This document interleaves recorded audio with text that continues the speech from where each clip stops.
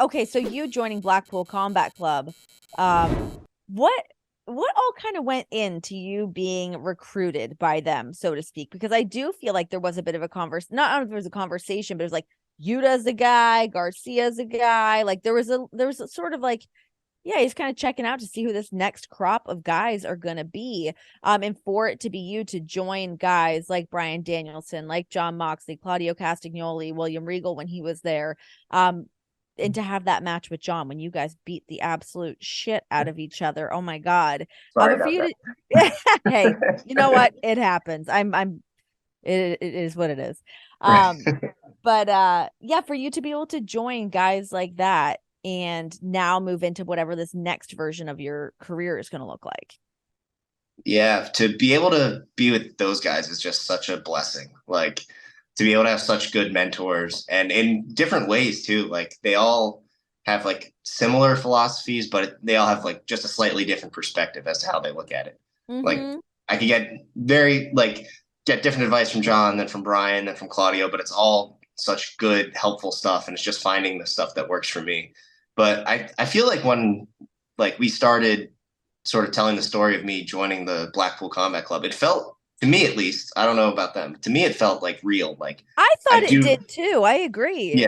Like I really did feel like, all right, I have to prove myself. Like if I Yeah. go into these matches and I had a vague idea of where I was going, but no one had given me like the definitive, like this is gonna happen. Yeah. So I felt like when we're having these matches, I'm like, if I don't bring it, if I don't really prove myself to these guys, like they're not gonna want me in their group. They're not gonna want to be tied to me for the next however long, however many Blackpool years. So Combat Club's forever, baby. exactly. It's for life. So Yeah. I was like, I've got to really make sure that I do actually earn my place here. And that was some like obviously you're fired up for every match, but that was some of the most like fired up I think I've ever been for a Yeah. wrestling. It was just It's this is me proving myself. it's interesting because I guess to that point, it's not like creative is blocked out for months and months in advance. Things Mm-hmm. change. So there really could have been that more pressure added of like, well, shit, if this doesn't go well, we might Yeah. just move in a different direction. Yeah. I found out about the Brian and the John match on the day of.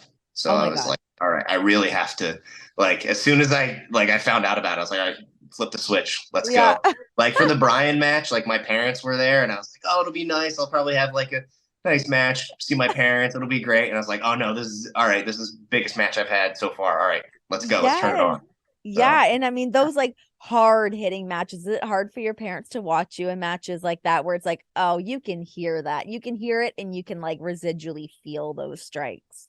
yeah, it's definitely hard, especially for my mom. Yeah. She still has not watched me versus John. I told her not to. I was like, you won't like it. Just don't watch it. You know what happens. You get it. But yeah. Speaking of John, how about walking out to the ring with his dad in Oh, Dayton? that was That awesome. That was awesome. It was so funny because there is like we're in the elevator, we're all going upstairs, and John goes to his dad and he goes, just look mean. So as soon as we get out of the elevator, and then someone was like, hey, fans can see us once we get out of the elevator. So as soon as we get out of the elevator, he just like 1,000 yards like what I tried to talk to him, not talk. nothing. Yes. Yep. Uh-huh. And then as soon as we get to the back, he's like, "Oh, thanks, dude." It was like very nice to me. But before he was just game face on, he's like, "My son's got to fight, and I'm going to be there for him." But it I was, gotta rise to the occasion and don't fall down the stairs. That was the yeah, biggest thing. Do not fall yeah, down the stairs. Oh my God. right. So funny. Um, Just terrifying. oh no, yeah, I would die. What is the best piece of advice you've gotten from one of the guys in Blackpool Combat Club? Or something you've learned just being able to watch how they work and how they operate? I think that this would be from Regal, but I think it's kind of overall encompasses all of the story or like all of the lessons I guess that I've gotten. It's just it's always a mindset that you are a trained fighter and you're going out there to hurt the other person. Like Yeah. I think that every other piece of advice I've gotten, and they've all been awesome and they've all been very helpful, but I think they all fall kind of under that umbrella. You know, Yeah. whether it be like tightening up pins or just making sure that certain strikes look good. Brian shows me a lot of like really good grappling stuff that all comes from like legitimate grappling. Yeah. So all of those things I think tie into like remember what the mindset is, remember what you're here for, Like before, when I was in the best friends, the goal is kind of, bring some levity, bring some entertainment. It's like, that's not what you're doing anymore. You are now here to fight and you're here to win. So I think that was the piece that sort of changed everything for me. How hard was it to make that switch mentally? Because I mean, working with guys like the best friends, yes, they're super entertaining. All those guys really are great wrestlers, but it's such a Yeah. different vibe from what you guys do in Blackpool Combat Club. How long did it take you to kind of like mentally switch gears? Yeah. I mean, there's still things where I'm still, I think, trying to kind of refine and make sure that it's less of, like you said, that entertainment aspect and more of just Yeah. direct pro wrestling. I mean, I think it's still sort of ongoing, but it definitely took a couple weeks, couple months even, and then just a lot of like just trying stuff out. Like, Yeah. yeah, I think that I would have like matches where I would do everything kind of the way that we should with the Blackpool Combat Club, and then there'd be like one weird thing where it'd be like, all right, maybe I shouldn't have. An old thing I used to do was like I'd stand on the second rope, fake the guy out, have them duck, and then climb up to the top. And it's like, Okay. hey, maybe we cut that one or something like that. Okay. So it definitely took a while to kind of readjust like my offensive attack and Sure. less elusive and more of just attacking straightforward. Yeah, yeah. Get on them. Make it happen. Hit them. Get them. Exactly. Punch him. Working with New Japan, doing the best of the Super Juniors. What was that experience like for you to be able to work there with them? So that was really awesome. Like I said, being able to go back to Japan, like I only got to go once when I was a kid. So Yeah. being go over there and live life the way my mom did, the way my uncle Yeah. does, the way my grandma did was great. Did you still So, some of your family still there? yeah, Yeah. Did you get to yeah. see So them? yeah, I got to drop in a little bit with my uncle. He was pretty sick at the Oh, time, so I didn't really get to spend too much time with him. yeah. But it was still, I got to send him all the stuff. He followed the whole tournament. It was cool for him to have things on like his time instead of 12 hours off when he Yeah. watches the stuff from AEW. But yeah, it was really nice to be able to go over there and just live in Japan for that amount of time. And everyone on the crew was so nice. Just the wrestling was so much fun. The wrestling was so much more frequent than it is here. Like Yeah. here, we usually do once a week, and then if you pick up an independent on the weekend, that's cool. But there was like 3 times a week minimum. Yeah. So there was a lot of wrestling crammed into to not a lot of time. So I feel like I grew just as a wrestler, but then as a human being as well, being able to live over there. Yeah, and like you said too, it's like God to be able to go over there and just to reconnect with that side of who you are and that side of your Mhm. family. What were some of the things that in Japan that you just got to like really indulge in or learn a little bit more about or just to be able to reconnect with? Yeah, it was honestly like in America, a lot of the only connections you can get is like the food. Mm-hmm. So being able to, you know, think of the foods that like my mom has made before. Like she made like tonkatsu, and then I got to go, which is it's deep fried like pork cutlet, and then I got to go to like El Desperado's family has a tonkatsu restaurant. So like getting to go there and like taste how it's like Yeah. made in Japan, it was so awesome. Like to be able to go do that. And then just like it felt cool to be like getting around on like the trains and stuff. Just like by the end of the tour, I was like, all right, I know how to take the train to get to like the gym and I can get to the grocery store and all that stuff. And Yeah. like the same train my uncle's on every day to go to work in Tokyo. And it was really cool to be able to kind of reconnect and do all that stuff. What was like the thing that your mom's like, you have to go try this or do this? What was like the one thing for her?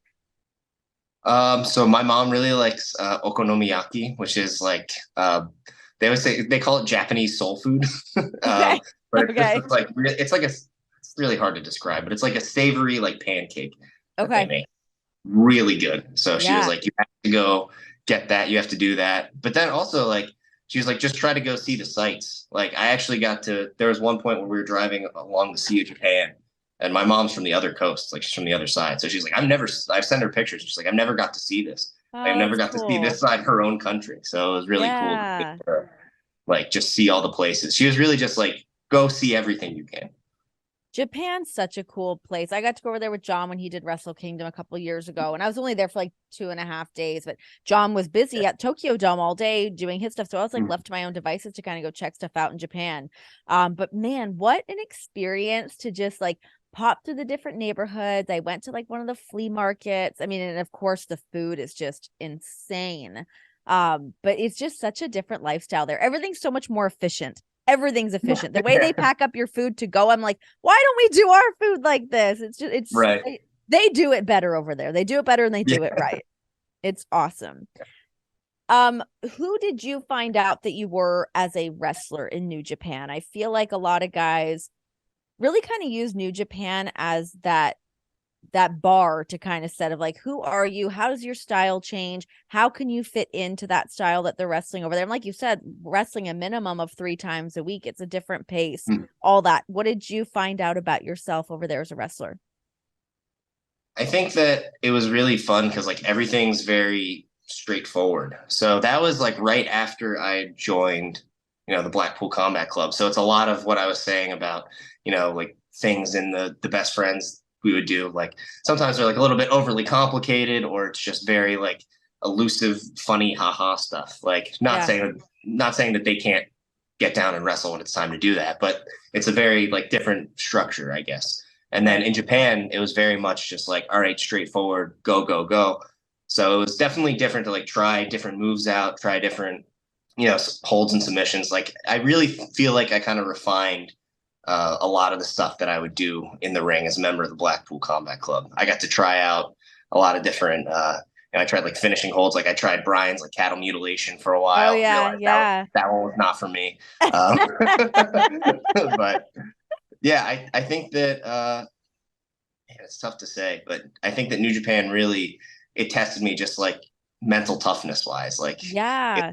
so much endurance. Like you just have to keep going. The matches are so much longer a lot of the times, and there's so many more of them. It was just like, are you tough enough to handle this kind of? And I feel like it showed me I was. What else do you want to do more stuff in New Japan? Do you want to do like a G1, something like that? Yeah, I'd love to. I definitely need to put on some pounds to do the G1.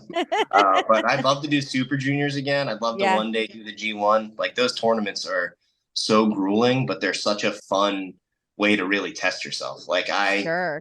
in like when I was there, I faced so many different kind of wrestlers. Like El Lindemann's like a short, stocky, more of a like amateur wrestler type shooter guy, Yeah.